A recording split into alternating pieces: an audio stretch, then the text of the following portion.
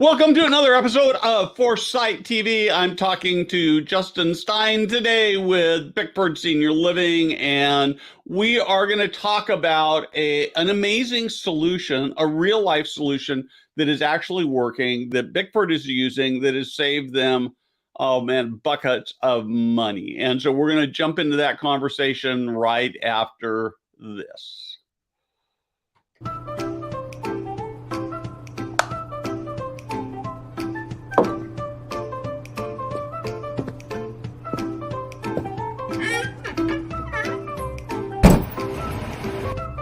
Hey guys, Steve Moran here.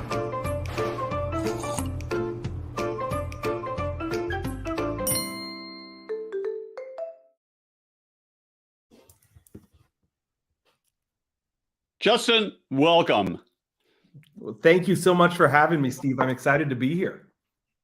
So let's actually start by talking a little bit about you and Bickford before we get into the staffing question. Yeah, absolutely. So I'm Justin Stein. I'm the Vice President of People at Bickford Senior Living. Bickford Senior Living started in 1991 out of Olathe, Kansas. So one of the unique things about our organization is it started based off of a need in the family of the ownership group that owns and operates Bickford Senior Living. So our first resident, her name was Mary Bickford. She was the mother-in-law of our founder, Don Eby. And they went throughout Kansas, could not find a senior living community that they thought fit the needs of their beloved matriarch. So they built their own. They franchised a Sterling House building. If you have been in the industry for a while and remember Sterling House. And the Eby family were the first executive directors, the first sales folks, the first maintenance folks, and their mother was the first resident. And from there, we've grown from that site in Olathe, Kansas to 57 locations across the country. Cool. And so I want to actually hear your story. How did you end up in senior living? Well, and it's part of the reason I'm at Bickford, honestly, is I have a very similar story in the sense of it comes from a need in my family. So when I left college in my early 20s and moved back to my home state of Arizona, my grandmother had moved into an assisted living community. And I spent the summer between college and finding my career, just spending time with her. And she actually passed away that fall. And I got to experience the heroes, and I emphasize heroes who cared for my grandmother, and their care and compassion ignited something inside of me. And that same fall, I actually became a caregiver at the location in which my grandmother lived and passed away. So from there, I've traveled the journey of senior living. I've been an activity director, a marketing director, an executive director, a district director, a divisional director, and now I've transitioned to what I like to call as being the caregiver for our caregivers. I am a people-centric operator who really cares for the folks who care for our seniors. So one of the things I find fascinating about your story is that it seems as if your early experience before you were a consumer, but as you were a caregiver, as a loving family member with your grandmother, was very positive. Absolutely, it was. And what I love about that is that I think so often when I talk to senior living experts, leaders in the field, and they become consumers, more often I hear really bad experiences rather than good experiences. And yet I also know that at the same time, when you actually go out and talk to families and consumers who are not, if you will, insiders, that that overall people really have a very positive impression, and you're more likely to hear, "I wish I'd done this sooner," than "I'm sorry I did this." And so I think that sometimes we get so focused on the things that are wrong that it really hurts us in terms of sort of experiencing the joy of what we're actually doing and the way we're changing lives. Any thoughts on that? Oh, I absolutely agree. And I can tell you from my time in communities, I absolutely heard more positive than negative. I think at this point in the juncture of our industry, some of the negative has risen into the spotlight, which has maybe cast a negative shadow upon our industry. But if you go to 99.9% of assisted living communities across the country, you will see happy residents who are happy to be in a congregate setting where they can socialize and be cared for and care for each other. So I think there's a lot of positive there that we need to do a better job of essentially marketing that for the world to see. Yeah, I'm so glad you say that. I think one of the biggest frustrations that I have when I look at senior living marketing and the lack of occupancy is that we're really bad about both collecting stories of changed lives and then retelling those stories as testimonials when people would love to actually be able to share their experience. But and I've talked about this before, but I met a woman in an airport lounge while I was waiting for a flight here in Sacramento, and she had been a little bit south of here looking for a senior living community for her father who had significant dementia, was still driving or trying to drive, and they needed to do something. And she was they hadn't even moved him yet, but she was so relieved because it gave her freedom from worry. Her mom was still very active in the community. It left her mom, gave her mom the ability to go out and restart her life again. And I think that those stories they're out there every day, and we ought to be collecting them and telling them. And it's we're just not doing a great job on that. Yeah, and I mean, stories like that are the reason that I'm even here, right? If Yeah. experience isn't a positive experience, I don't devote my life to the care of seniors. Instead, because senior living is such a special place, I moved my entire life into this industry. And I think there's so many stories like that out there that just don't get told or are told on a smaller scale. We have a blog with Bickford Senior Living called our Caregiver Story blog, and we are trying to highlight some of these stories. We have a great story on one of our divisional directors. Her name is Simone Pena. She also started as a caregiver and has worked her way up through our organization the last 15 years. And it is a story of love, perseverance, and we really want to start to uplift, especially our caregiver teams. What senior living is made out of is caregivers. Their story deserves to be told on such a higher level than what it's being told now. Yeah, no question about that. Anyway, so I can tell that you and I probably need to do another Foresight TV and talk about just this people thing. But I want to get to the advertised topic.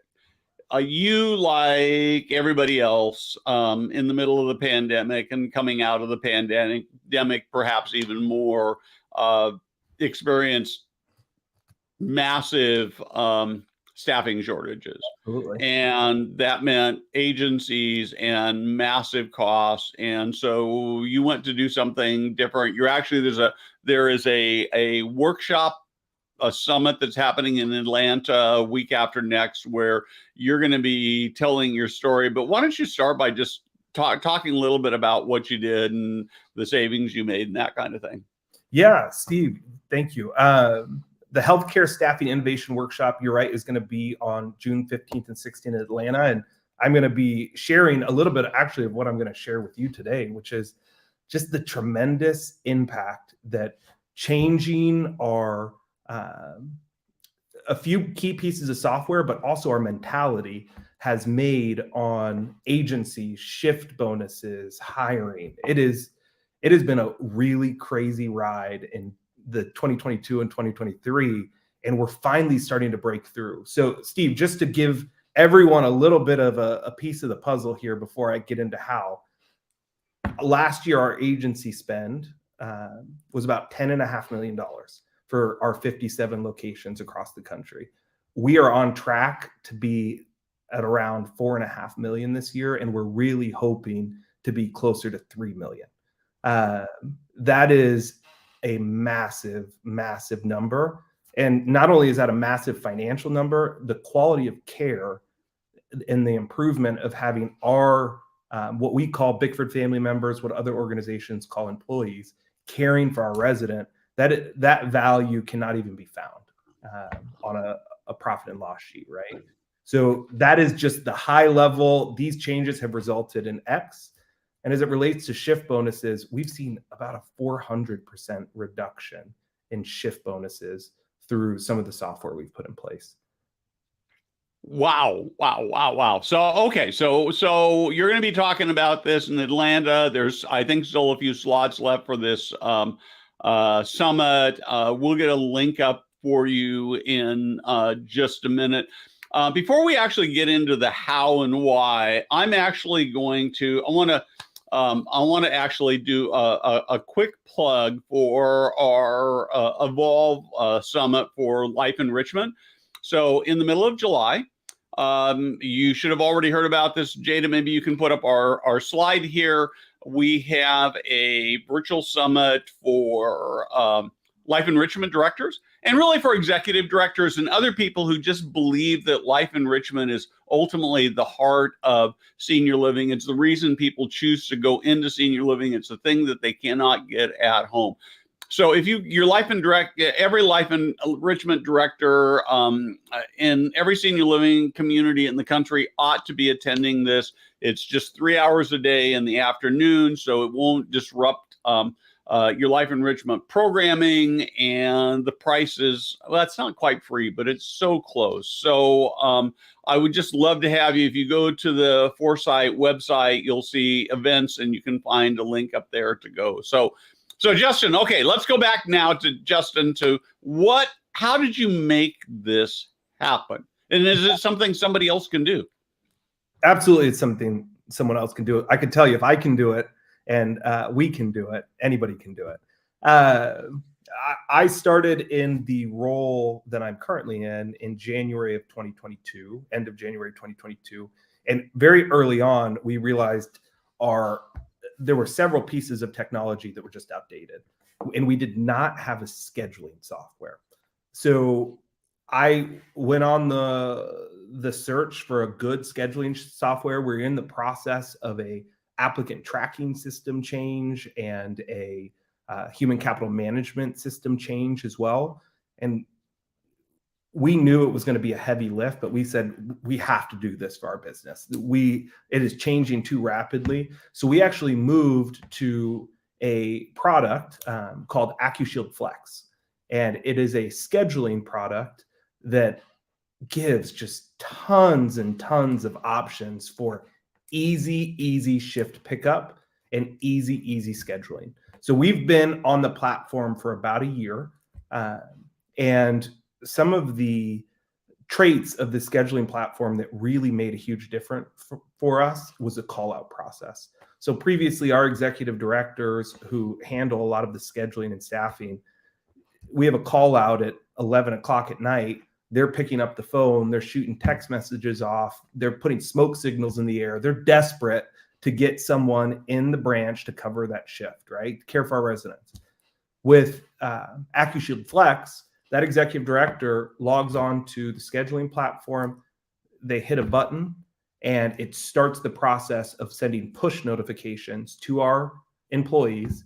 And if a employee decides that they can pick up that shift, they're able to press yes, and it assigns them to that shift without the executive director having to worry about phone calls or smoke signals, which could cause, pretty serious issues, right? Yeah. But in all honesty, it's been a game changer for our teams.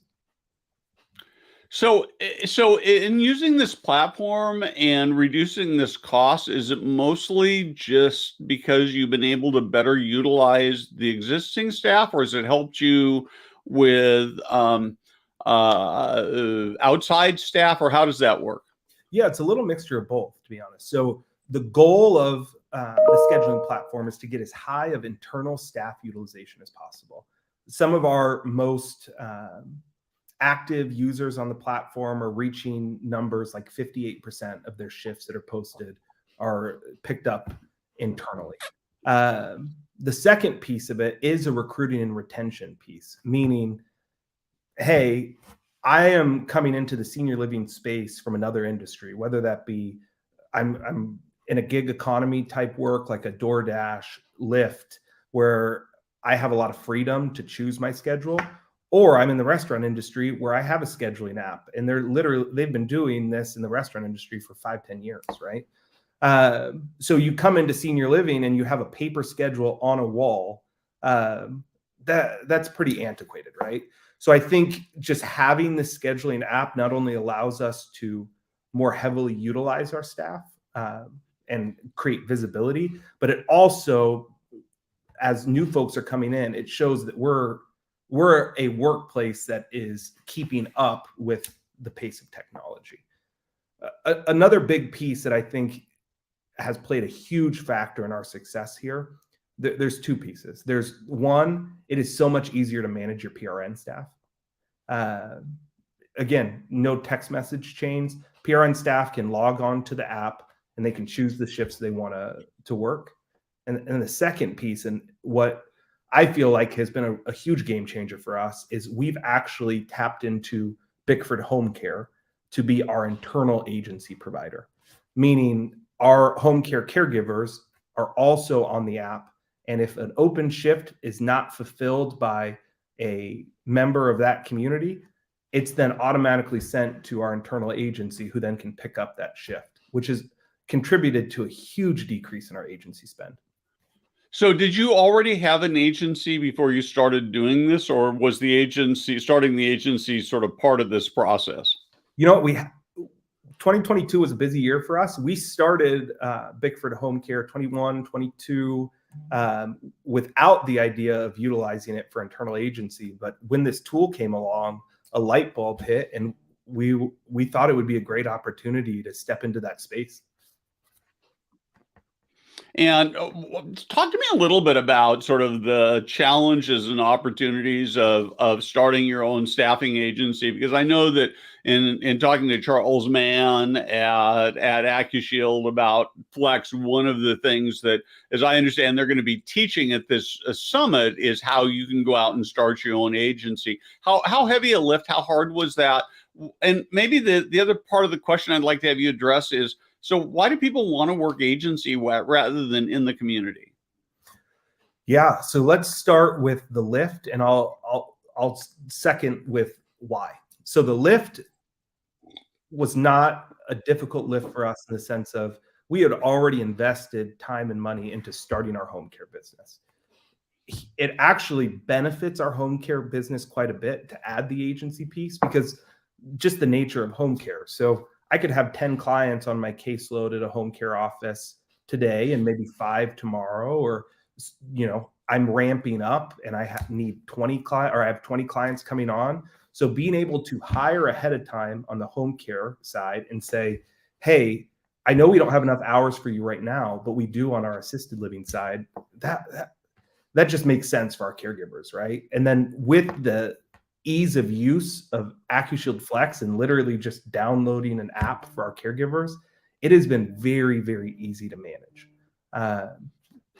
The back end office piece with our payroll, they're all on the same payroll, so it's very easy to manage as well. So I do not feel that moving to an internal agency has been difficult for us. Continue to get traction and continue to get more usage. There's been work there, but as it relates to actually putting the framework in place, very easy. As it relates to why, it's all about flexibility, Steve. The workers who are coming into our space want to be able to find purpose in their life for caring for seniors, but they also want to find the purpose in their personal lives. And that idea that you need a set schedule Tuesday through Saturday or Sunday through Thursday or Monday through Friday, it's dead. It is dying. Put a fork in it. We're done. And folks are being attracted to agency because they are the ones who control their schedule. They are the ones who control their hours. We can be that in senior living. We just have to get past some of those fears that we have, that if we give our teams flexibility, we're not going to have anyone to care for our residents.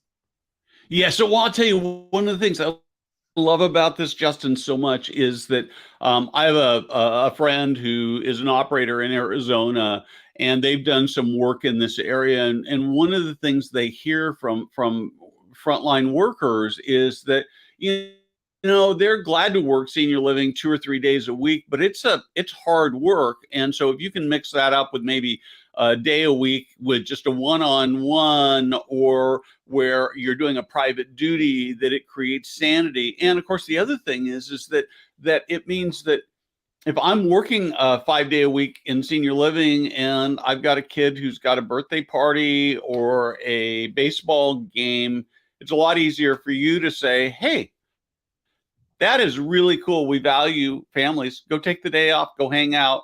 Easy enough for us to fill the shift. Absolutely.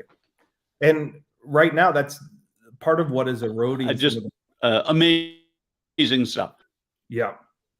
And really, the idea that flexibility is not attainable really is based out of a place of fear, right? If we put our trust in our caregivers, what you share is caregiving is a hard job. It absolutely is. Think of the emotional bond that our caregivers have with, and the intimacy that's created from giving care, intimate care to seniors. And to see someone pass away who you love and have cared for years, the emotional toll that takes. We need to invest in giving them those breaks and that flexibility, because happy caregivers who have rest care for seniors at a more compassionate, better rate. Yep, absolutely. So I want to try a little bit of a lightning round with you. People are my favorite people in the world, because I think that when you create an environment where people can love coming to work every day, you have fuller buildings, you have happier residents, you have happy family members. So I'm going to just a couple of quick lightning round, 1 or 2 sentence answers. So first off, a real easy one. Are you a phone person or a text person? Oh, pick up the phone. Not a texter. I expected the opposite at your age, so I expect that's actually good. I'm much more of a phone person too. So I love that. So what's the worst piece of career advice that anybody's ever given you? Oof, the worst piece of career advice anyone's ever given me. Keep your head down. Keep your head down, do your job. Yeah.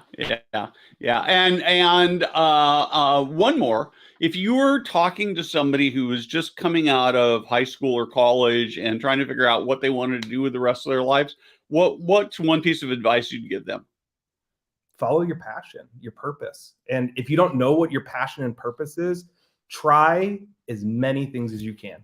Have as many life experiences as you can until you catch what I caught early in my life, which is a passion for seniors. And maybe it's a passion for seniors, maybe it's a passion for something else. But if you find a position where you love what you do every day, you will change the world. And so one more sort of lightning round. This may be hard for you to do in a short sentence. And of course, these are unscripted. You didn't know that you were going to get these before. But why should I want to come to work for Bickford?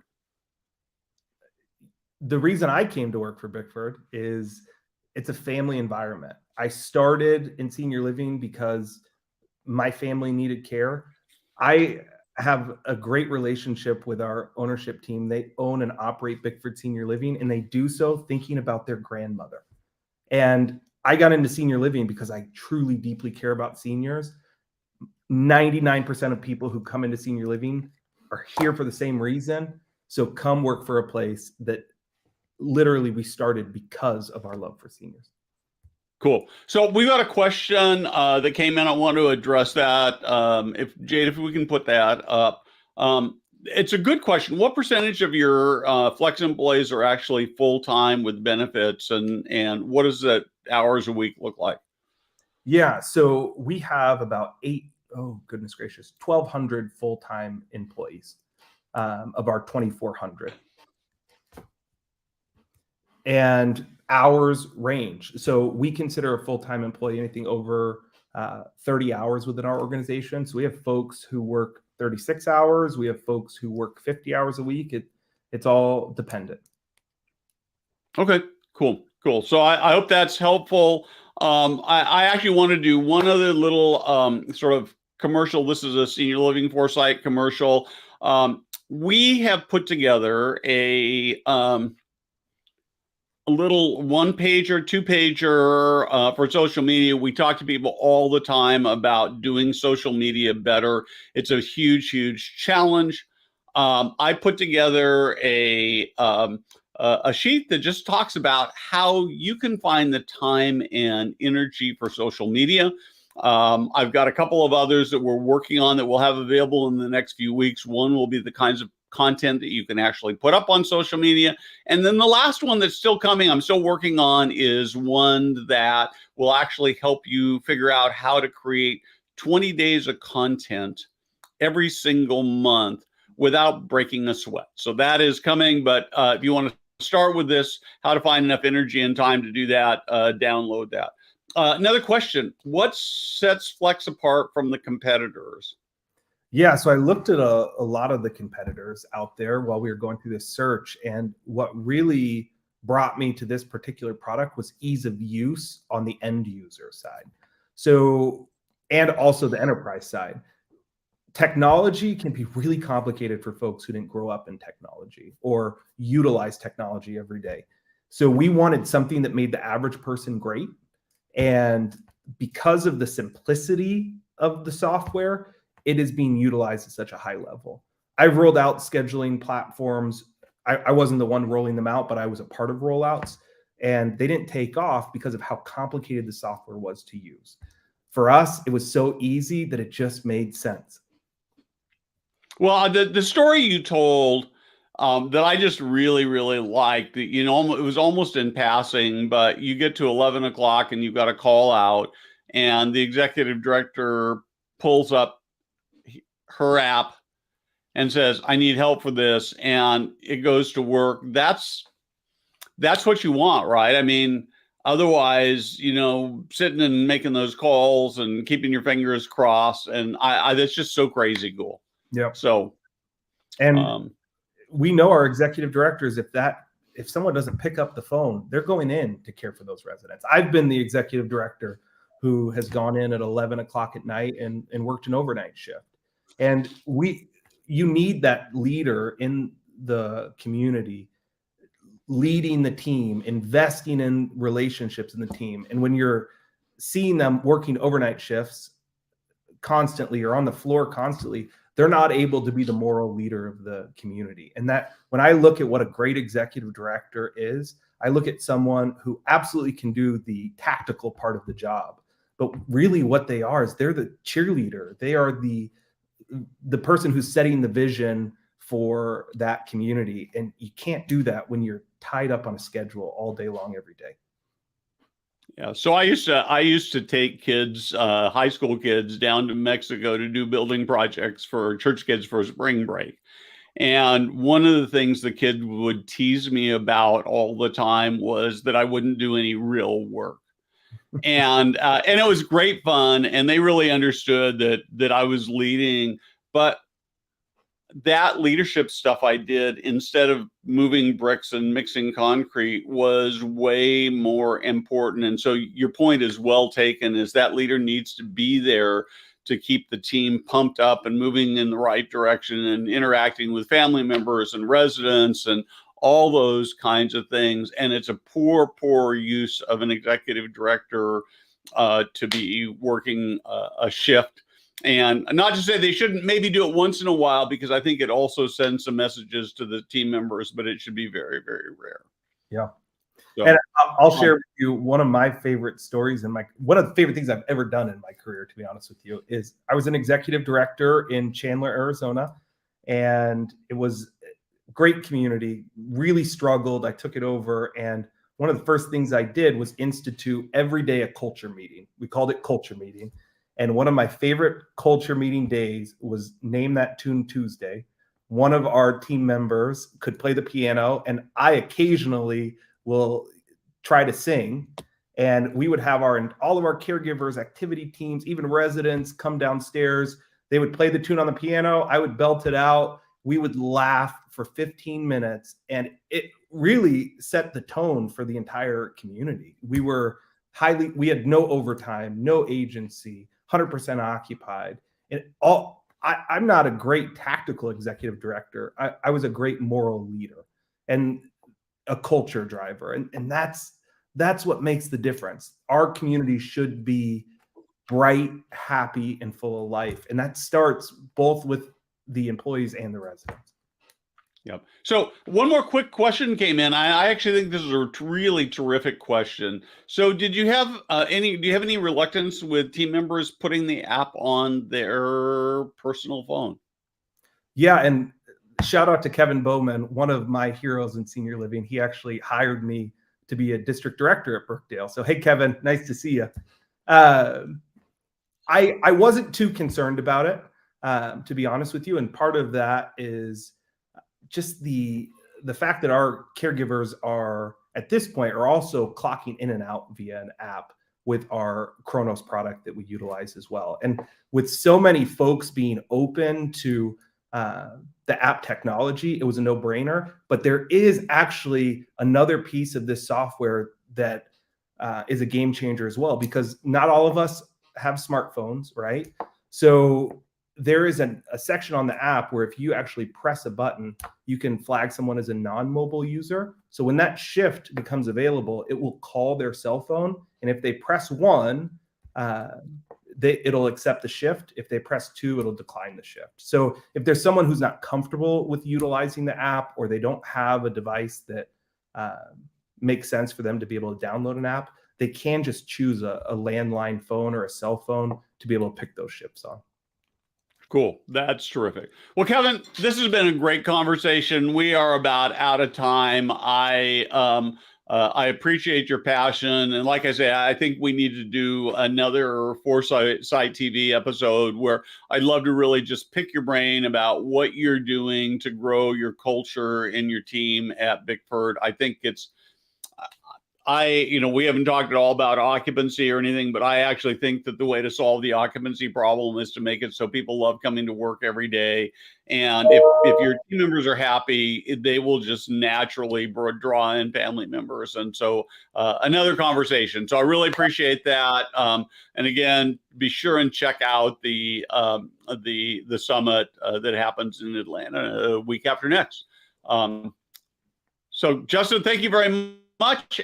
And with that, we are going to sign off.